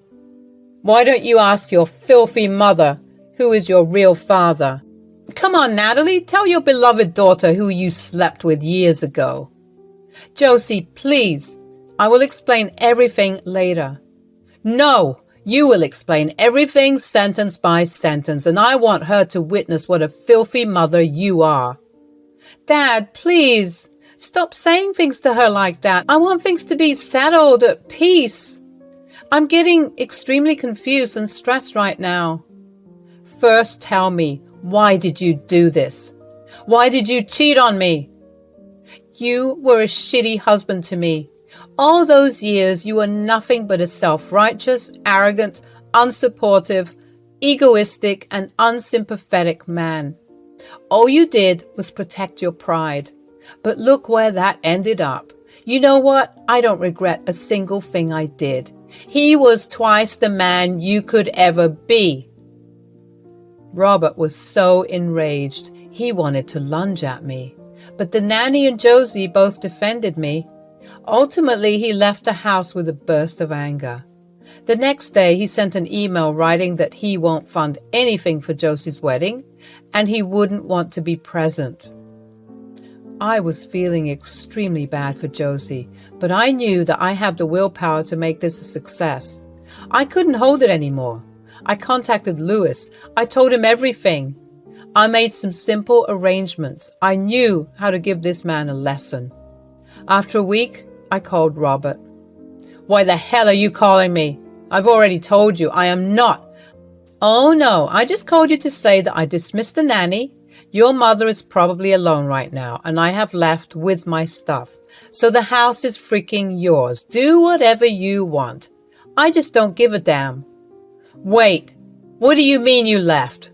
And what about Mom's allowance?" "Not my headache anymore. She is a pathetic person anyway. Gave an extremely hard time to the nanny. Plus, all the bills and stuff will be paid by you from now onwards. I am not doing shit. All these years you freaking escaped your marriage and responsibilities. Now, let it come and bite you back." Wait a second, Natalie, honey, please. You know my expenses have gone down? I know. Just like I said, it is none of my business. Goodbye, Robert. I cut the call on his face. The tragic tale ends here. Louis and I met at a pub again, and it was so happy to see him. He was still the same, bubbly, cheery, and romantic. We both planned on Josie's wedding, and it was done at a fantastic location. Though the venue was small and compact, it was still warm and filled with people we genuinely loved. We had a joyous celebration with food, music, dance, and a lot of jumping around. Robert kept calling me.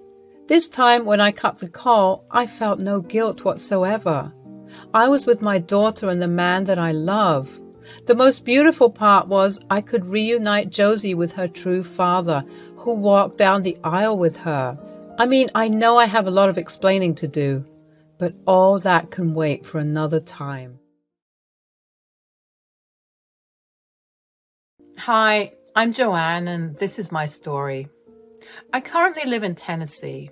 I was residing in Ohio with my parents before meeting Caleb, my husband. I am a married woman of 28. I never thought I would get married after my horrible breakup. I'm into long-term relationships. I was scared of flings and hookups. In other words, I'm a highly committed individual. It was a relationship for over 4 years. He cheated on me with my best friend.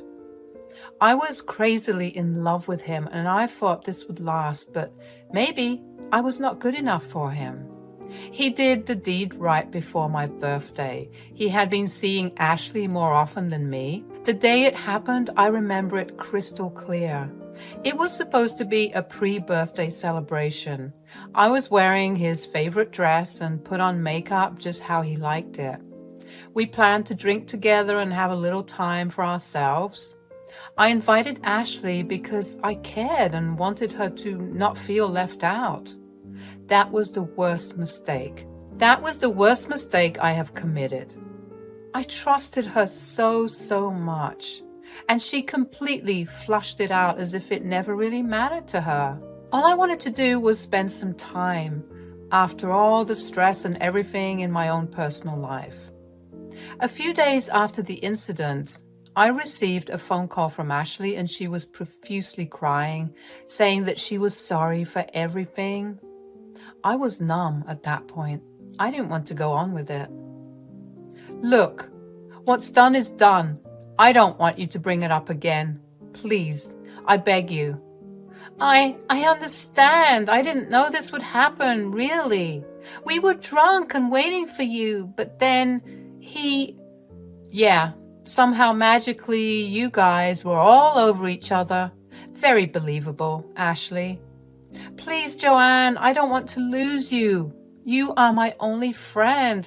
I don't even talk to him anymore. I've blocked him, I swear.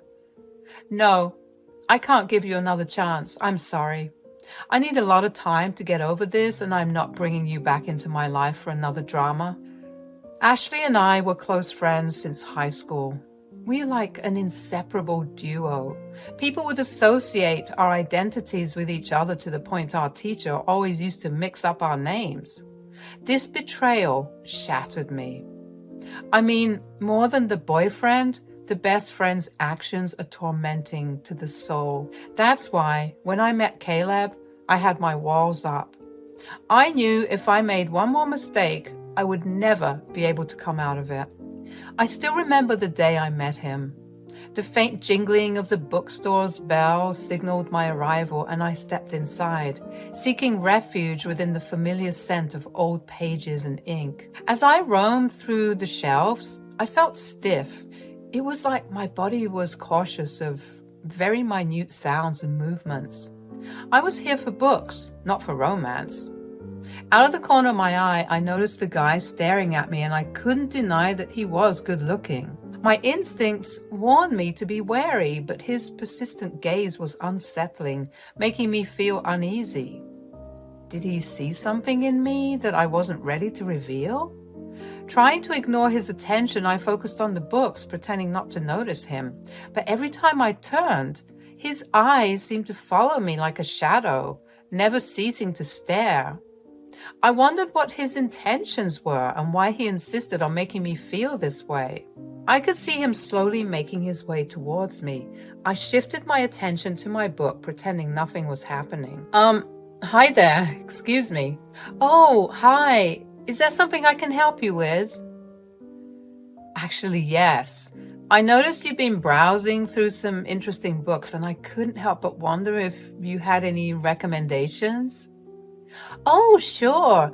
I'm just exploring some new genres today. What are you interested in? Well, I enjoy science fiction and fantasy, but lately I've been trying to expand my horizons. Do you have any favorite authors or books in mind? I love science fiction too. Have you read anything by Octavia Butler or Philip K. Dick? They are both fantastic writers. As for fantasy, you might want to try Neil Gaiman or Brandon Sanderson. Oh, yes. I've heard great things about all of them, but haven't gotten around to reading their works yet. Which book would you recommend starting with? For Octavia Butler, Kindred is a captivating read that mixes historical fiction with science fiction elements. And if you want something mind-bending, Philip K. Dick's Do Androids Dream of Electric Sheep is a classic. As for fantasy, Neil Gaiman's Neverwhere is a mesmerizing urban fantasy tale. Thanks a lot. That sounds intriguing. I'll definitely check them out. I'm Caleb, by the way. Nice to meet you, Caleb. I'm Joanne. Joanne, would you mind if we talk some more over a cup of coffee? There's a cafe just around the corner, and I'd love to hear more about your favorite books. That sounds lovely, Caleb. I'd enjoy that. The cafe was very beautifully lit, and we managed to find a cozy place for ourselves. My wariness towards Caleb eased a bit, and I could finally feel comfortable talking to him.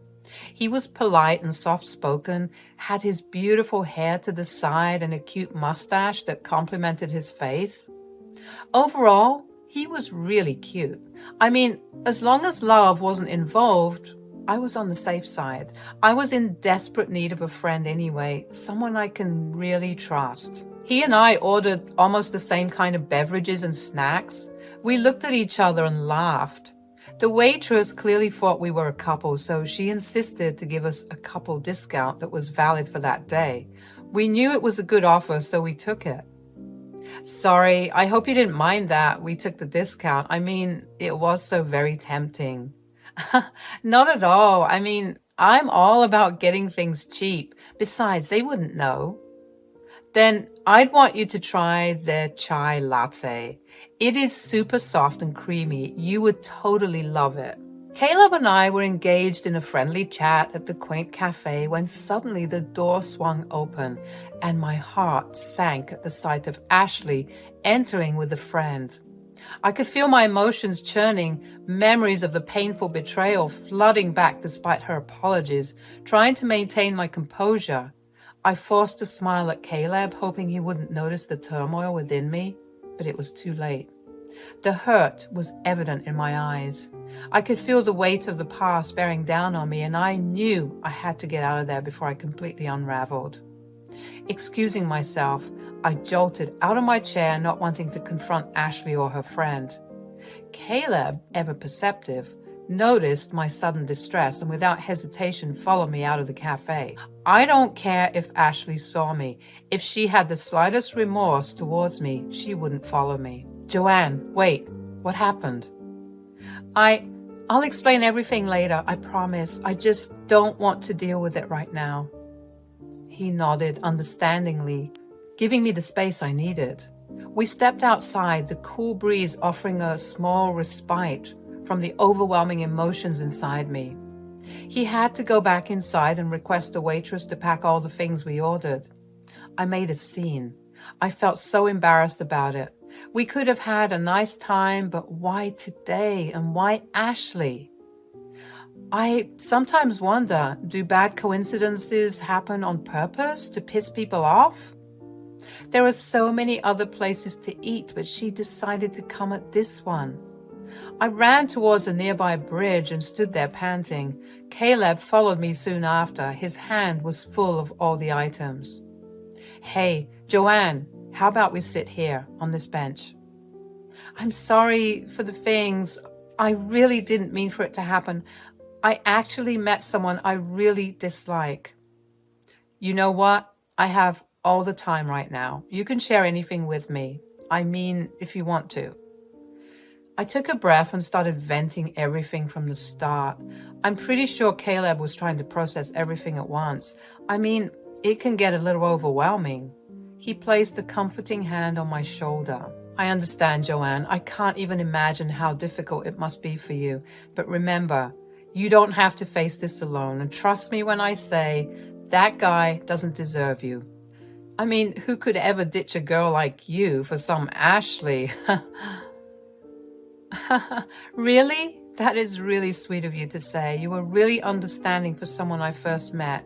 Thank you, Caleb. Well, I know it's not the same, but I do have a similar issue with my mom.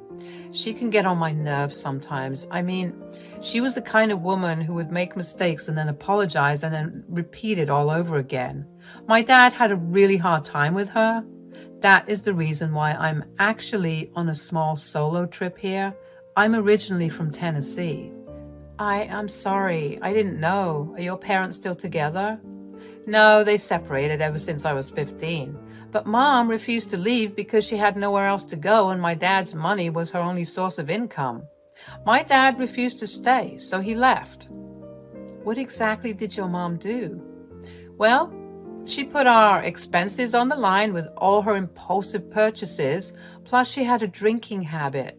She was not really herself every time she was under the influence. I see. As we sat there, a sense of gratitude washed over me for having Caleb by my side during this vulnerable moment. He took the courage and strength to share his own life story. Despite revisiting our shitty memories, there was also a glimmer of hope that maybe with this friendship and support, we could find healing and move forward from the pain of our past. This started a whole new episode for me. After our unexpected encounter in the bookshop, Caleb and I continued spending more time together, forming an unexpected bond that felt both comforting and natural. Even though I tried my best to keep my guard up, Caleb's soft nature and warm composure broke down the layers of my walls one by one. He had a few more days to stay before he returns to his hometown. I felt sad. I really didn't want him to go, but he promised he would keep in touch. Will we ever see each other again? I mean, I have had a great time with you. I actually would love it if you can visit Tennessee. I can show you around, take you out on cozy cafes without Ashley suddenly ruining it. I might actually. It has been so long since I went anywhere without my parents tagging along. I've left my job recently, struggling to look for another one, so yeah, everything is so messed up in my head. I need a break. Caleb left after a week and I was left with a heavy heart. I went to see him off at the airport. I made a mistake. I fell in love. Again. I was in my room trying to process everything when my phone blinked. It was Ashley. She messaged, "Are you free? Gotta talk, please." I had no energy left to deal with this bullshit. I fell asleep.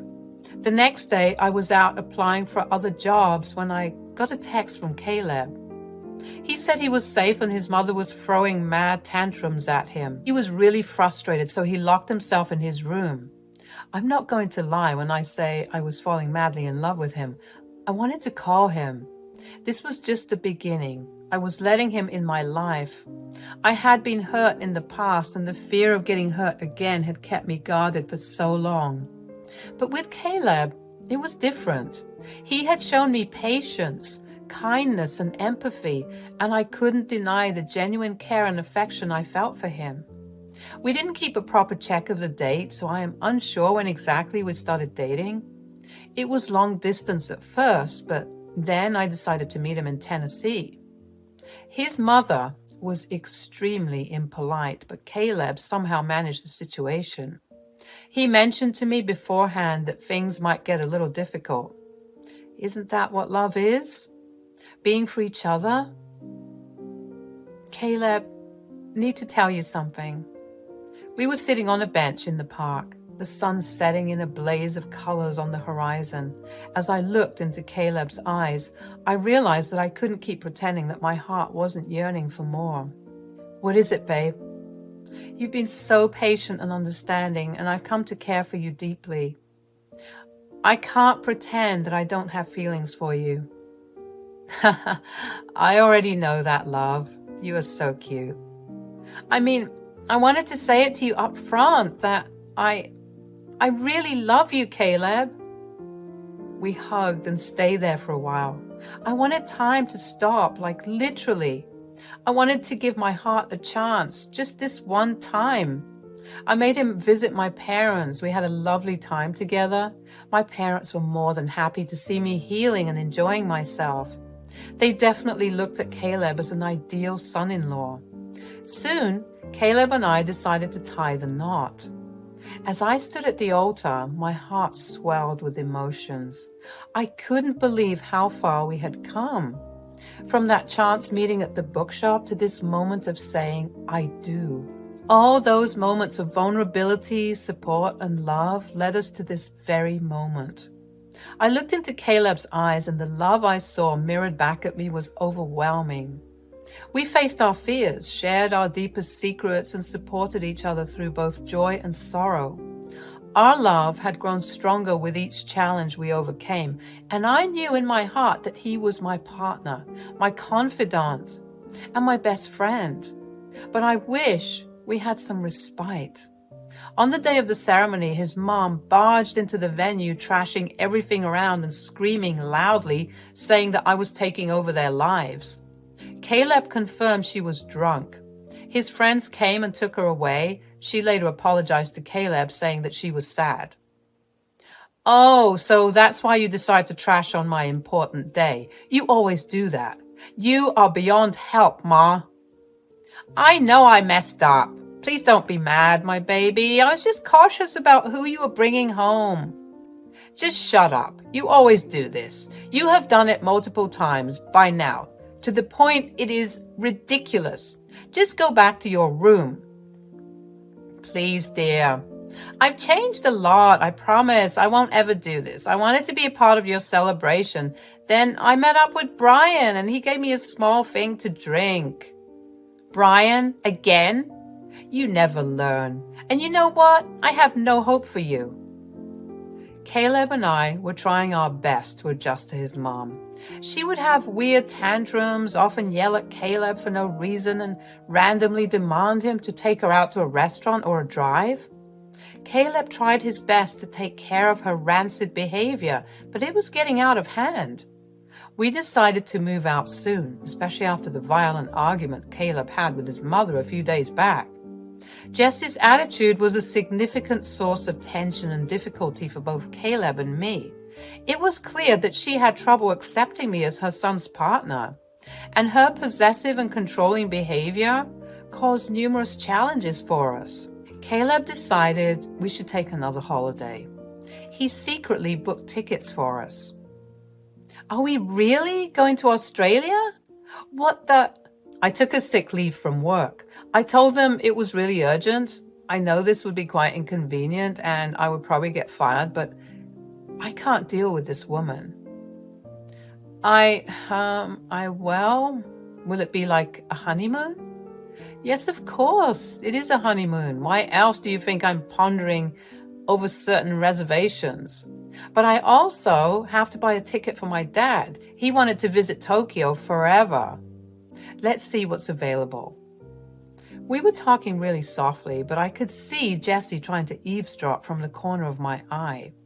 Damn, she must think she was missing out. Ever since that day, she would insist on spending more time with her. I mean, I wouldn't really call that spending time. It was more attention-seeking. She would barge in on us while we watched a movie together or wanting to join us everywhere we went. Caleb told me to be very careful not to leak any information about the trip. But I had some other plans in my head. I wanted to see what happens. So one evening when I was sitting alone on the couch, she came and sat right beside me. So, are you guys planning to go somewhere for, honeymoon? Actually, yes, we were. Either Japan or Korea. I mean, you can give a little bit of advice on which would be the best. Either one sounds good. I would suggest Japan. That seems just like the place for boring couples like you. Boring? You heard me. When I was your age, I was quite the stunner, and men used to flock around me in a snap. We had parties and booze and long drives. Quite the days. I would have been a free eagle if not for his wretched father. Stupid man, manipulating me to have feelings for him. Disgusting. I see. I'm telling you, woman, falling in love is trash, and it won't get you two anywhere. Caleb is just a bird in your cage, trapped and flightless. So freaking boring. Okay, enough, Mom. Leave us alone now. I turned around to see Caleb was back with groceries. He looked worried and angry, and he wasn't happy with Jessie sitting next to me.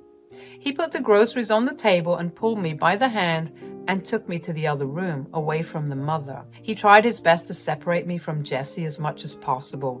He told me he was looking for a different apartment. We would leave this house. He just couldn't bear living here, even for a second, especially now that I'm part of his life. A few weeks later, we were almost on our way to Australia. We were happy, excited, and relieved. I could finally see Caleb's eyes twinkle again.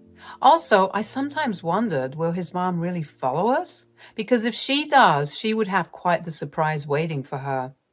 It's been 3 days since we were in Australia. We were roaming around, seeing places, when suddenly Caleb got a missed call. It was Jessie. At first, Caleb wanted to avoid, but I nudged him to attend it. When he called, he was baffled by the amount of swearing he had to hear. Apparently, Mom did book a ticket to Japan from LA. She was standing at the Japanese airport when she called Caleb's father desperately. He said that we were in Australia. Now she doesn't have enough money on her to buy a ticket back home, so she requested him if he could manage to get her some. What a woman. I laughed my guts out, but I was scared that Caleb was going to get mad at me. Was this your doing, babe? I'm sorry. She was asking about it, so I lied. I really didn't expect she would actually do that. Oh my God. I'll apologize to her. Nope, no need. You are a savage, baby. Damn, I never thought you had it in you. Wait, you're not angry at me? Of course not. That woman probably deserved it. But now the question is, should we give her the cash to come back, or should we let her have her fun? I think she should have a chance to be free. She was complaining about that a lot lately, so yeah, let her be there. Later on, we found out that Caleb's father met up with Jessie there. Caleb spoke to him regarding it and told him to be with her until we confirmed her tickets. After that, we really didn't bother knowing what went on. We were busy having fun ourselves. From that point on, Caleb and I embarked on a journey together, navigating the waters of our feelings and emotions.